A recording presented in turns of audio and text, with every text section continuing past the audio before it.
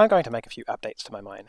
The first is completely cosmetic. I'm going to add some spikes to it to make it look a bit more dangerous. So I'm going to click on the mesh and add a new mesh instance of cylinder, because if I change the top radius of a cylinder to 0, then I get a cone. I'm going to make the bottom radius just 0.1 meter and the height 0.2 meters.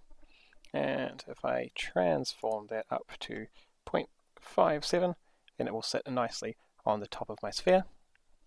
And now I'm just going to give that mesh a material.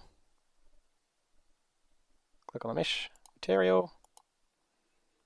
And I'm going to make that material completely shiny by dragging down the roughness, completely metallic by dragging up the metal, and completely red.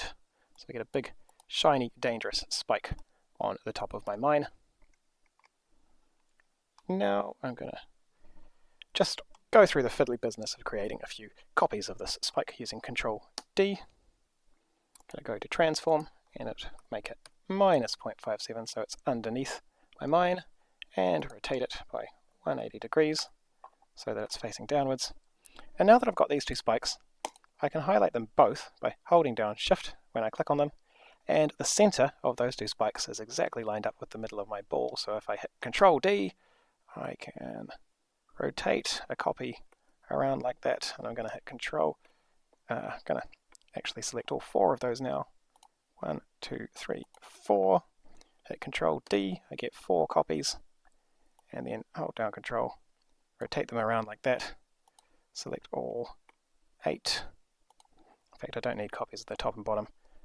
Select those 6, Control D, hold down Control, make some more copies there, Control D, more spikes, Control D, more spikes. Nice, simple, really cool looking mine there with heaps of spikes on it. The next thing I'm going to do is I'm going to make the mine shootable. So let's collapse all those many spikes, click on the mine static body, and then I can add this to the shootable group. If this were in my main scene, I'd already have a shootable group, but because it's in its own scene, I just need to re-add shootable. And the nice thing is that this will carry across to any mines in my actual game. They're going to be part of the shootable group, and when I shoot at it, I've got my really dangerous looking mine coming at me now. Shoot at the mine. Oh, it gets destroyed. It blows up because I've got that nice explosion animation happening when I shoot at something.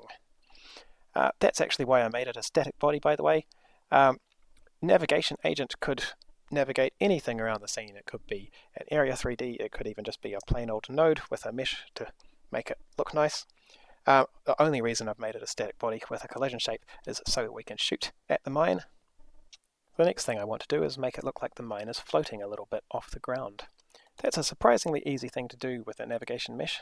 If I click on the navigation region in my scene and then click on the navigation mesh that we created earlier, there's heaps of options about how to generate this mesh.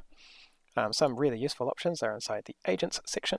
I can control how big my agent is that's walking around on the scene. So if I had a really big mine, set the radius of that agent to 1, and then baked the mesh again, I'd get bigger space around all of the platforms because it thinks that I've got a character who's got a radius of 1, so it can't come within 1 of any of the platforms.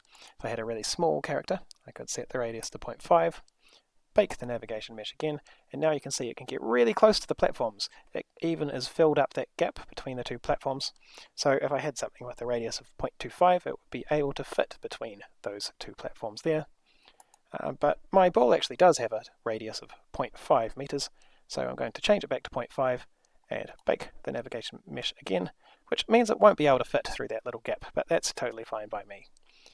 What I actually want to change right now is the cell height. So I'm going to click on this option, cells, and the cell height controls how far up and down off the ground this mesh is.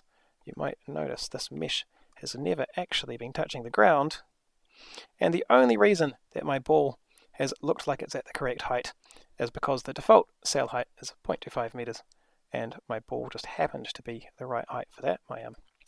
My mine happened to be the right height. It's not using its collision body whatsoever for the navigation. So all I need to do to make it look like it's floating is change this cell height upwards. say 0.5 meters, bake my mesh again, and now this is the new mesh that my mine is going to be following. It's much higher off the ground, and so it's just going to be floating. It's not doing any physics at all, it's just following that new mesh. So there's my mine floating off the ground, following me around. Very dangerous mine.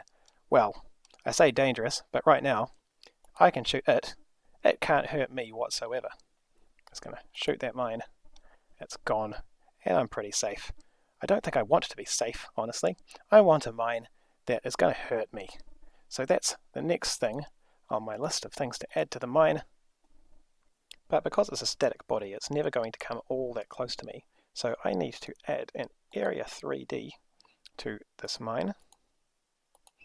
And I'm going to give that area 3D a collision shape of a sphere that's slightly bigger than the shape of the mine. That way, even though the mine can't get any closer than just touching me, I'll be able to detect if I've entered anywhere inside that area, and if I have, that's when I'm going to make the mine explode and I'm going to lose some of my health.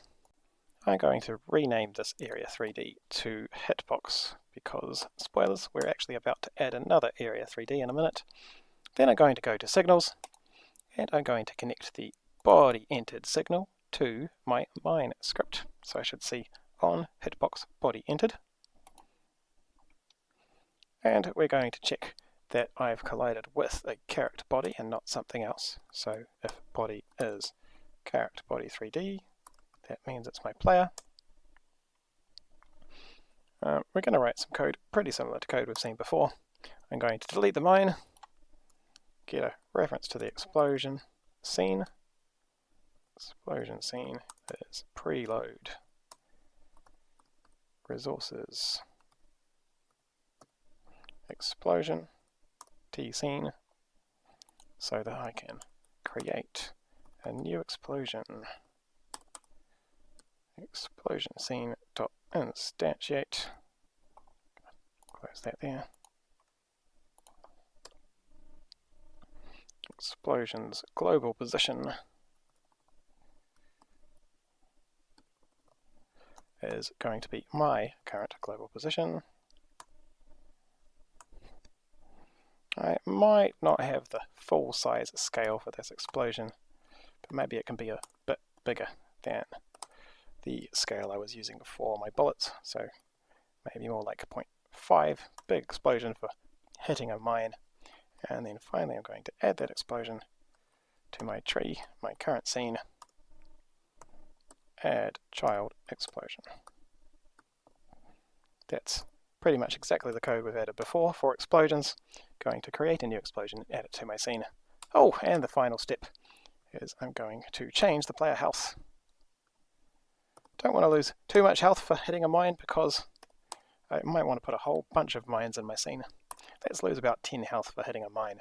And I better make sure that I've grabbed a reference to the health label, and we're updating the health label root main anytime a player loses health.